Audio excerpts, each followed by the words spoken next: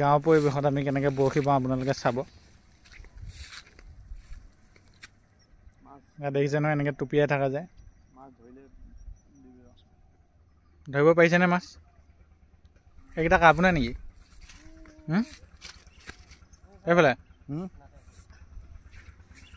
এই মানুহটোৱে বৰশী বাজি দেখিছে, পাইছে বেছি নহয়, সৰু সৰু মাছ পাইছেনে?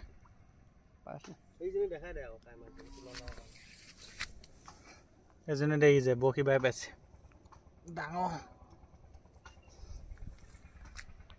বিল বুলি কয় এখন, চাই লওক আপোনালোকে। আমাৰ বিল, মাছ ধৰা বিল এইবিলাকে। ধুনীয়া পৰিৱেশ, মজা দেখিছে।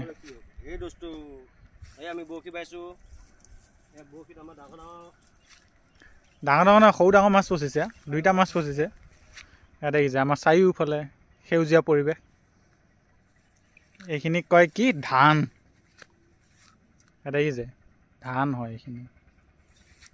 এয়া চাওক ধান গছ ইয়াত দেখিছে। ইয়াতে লাগিব আগত গৈ পেলাই। ইয়াত দেখিছে বৰশী মাছ চাওক। ইয়াত দেখিছে